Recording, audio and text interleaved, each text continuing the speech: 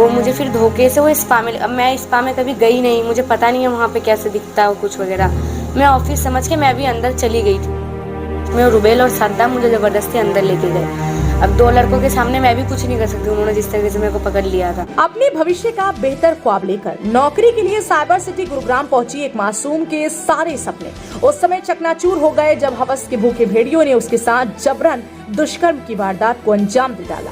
इतना ही नहीं, जिस स्पा सेंटर में नौकरी के लिए वो आई थी, उसकी मालकिन व स्टाफ ने पीड़िता का अश्लील वीडियो बनाकर उसे ब्लैकमेल ही नहीं किया बल्कि जिस्म फरोशी करने के लिए मजबूर भी किया।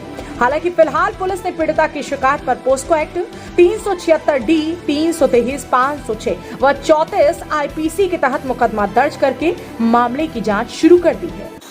मैं जब वो स्पा में गई थी तो वहाँ पे मतलब एक वो जो वीडियो किया था उस ब्लैकमेल में करीबन वो लोग 10 से 15 जन आ जाते थे डेली, और वही गलत काम जो है रेप का, वो मतलब वो लोग अपने पैसे देते थे, दैट मुझे नहीं देते थे, वो लोग वो काम करके वो लोग चले जाते थे। तो डेली का करीबन 8 जन 10 जन 15 जन आ जाते थे वहीं पर ये चीज़ के लिए। उन्होंने मुझे काम के लिए डॉक्टर अनमोल शेट्टी के यहाँ पे जब मैंने काम में उन्होंने हटा दिया था, मना कर दिया था, दैट उसने मुझे वजह नहीं बताई थी क्यों निकाला।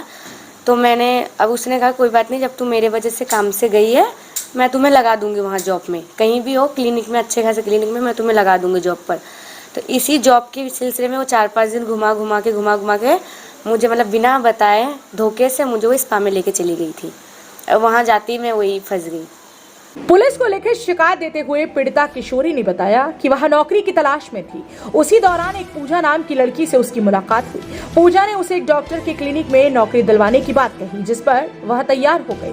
पूजा ने उसे गुरुग्राम में एक डॉक्टर के क्लिनिक पर नौकरी दिलवा दी, जहां पर 2 दिन तक पीड़िता ने काम किया, लेकिन 2 दिन के बाद उसे नौकरी से निकाल दिया गया। इस पर पूजा ने उसे अपनी मौसी झूमा के स्पा सेंटर पर नौकरी दिलवा दी।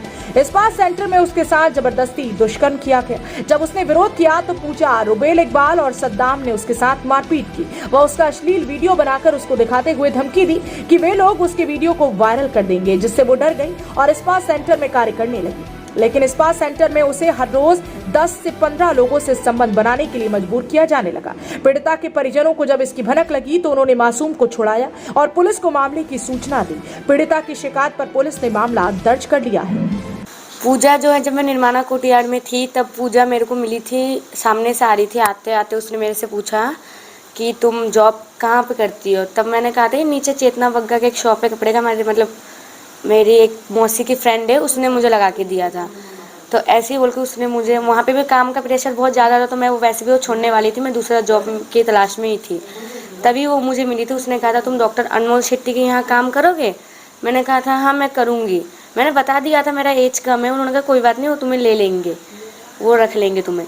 ये बोल के जब मैं जॉब के लिए उसके साथ गई तो 2 दिन मैंने वहाँ जॉब भी किया। 2 दिन बाद उन्होंने हमें निकाल दिया, दोनों को, मेरे को भी और पूजा को भी निकाल दिया वहाँ से। फिर ये 4-5 दिन उसने कहा था कि मैं तुम्हें जॉब पे लगा दूँगी बोल के वो मुझे अपोलो डायग्नोस्टिक में लेके गई, वहाँ भी बात नहीं बनी। मेदांता हॉस्पिटल ले गई, वहाँ भी बात नहीं बनी, और भी काफ़ी जगह में लेके गई थी जॉब के लिए, तब बात कहीं नहीं बन रही थी। वो मुझे फिर धोखे से वो स्पा में, अब मैं स्पा में कभी गई नहीं, मुझे पता नहीं है वहाँ पे कैसे दिखता है कुछ वगैरह। मैं ऑफिस समझ के मैं भी अंदर चली गई थी, वो स्पा के अंदर। स्पा का नाम था किंग स्पा। मैं अंदर घुस गई थी। घुसते ही वहाँ पे काफ़ी लोग थे, मुझे भी पता ही ये सब लोग जॉब करते हैं, तो मैं भी वहाँ जाके बैठ गई थी। झूमा मैडम जो दिया मैडम वो आई, आके मेरे साथ बात किया कि तुम रिसेप्शन में बैठने का काम करोगे। तो मुझे पता था कि ये नॉर्मल काम ही होगा। उतने देर में मैडम ने एक आदमी को कॉल कर दिया था, वो आदमी आया, कौन है आदमी ये नहीं पता मेरे को।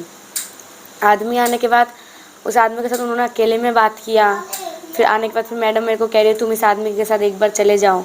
मैंने मना किया था, मैम कह रही है कि कोई बात नहीं आसमा, तुम एक बार चले जाओ, फिर तुम ये जॉब छोड़ देना, क्योंकि तुम्हारे घर वालों को पता चला कि तुम स्पा में काम करती हो तो गुस्सा करेंगे, बात बढ़ सकती है, ऐसा बोला था। मैंने फिर भी मना किया था कि मैं नहीं जाऊँगी। वहाँ पर मैंने चिल्लाया भी था, रोया भी था, दैट वो नहीं सुन रहे थे। लास्ट में रुबेल और सद्दाम मुझे ज़बरदस्ती अंदर लेके गए। अब 2 लड़कों के सामने मैं भी कुछ नहीं कर सकती, उन्होंने जिस तरीके से मेरे को पकड़ लिया था। अंदर जाने के बाद वो आदमी ने आया, आके मतलब ज़बरदस्ती करने लगे। उनका कहाँ पे कैमरा छुपा रखा था ये मुझे नहीं पता, उन्होंने वीडियो शूट कर लिया। बाहर आने के बाद जब मैंने और ज़्यादा बोलने की कोशिश की तब तक वो वीडियो मेरे सामने आ गया। उसी ब्लैकमेल में ये डेली का डेली होता रहा।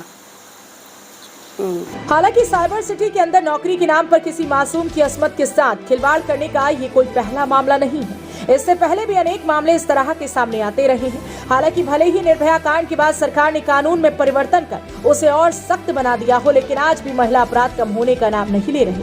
अब ऐसे में सवाल यह उठता है कि हवस के भूखे दरिंदों को ना तो कानून का डर है और ना ही पुलिस का खौफ। ऐसे में पुलिस को जरूरत है कि इस तरह का कृत्य करने वाले लोगों के खिलाफ कठोर कार्रवाई करके उन्हें सलाखों के पीछे पहुंचाने व सामाजिक बहिष्कार करने की, ताकि आगे से कोई इस तरह के कृत्य को करने की हिम्मत न जुटा सके। ब्यूरो रिपोर्ट, हरियाणा वरदान, गुरुग्राम। देश व प्रदेश की खबरों को सबसे पहले देखने के लिए हरियाणा वरदान चैनल को सब्सक्राइब करें, लाइक करें व शेयर करें।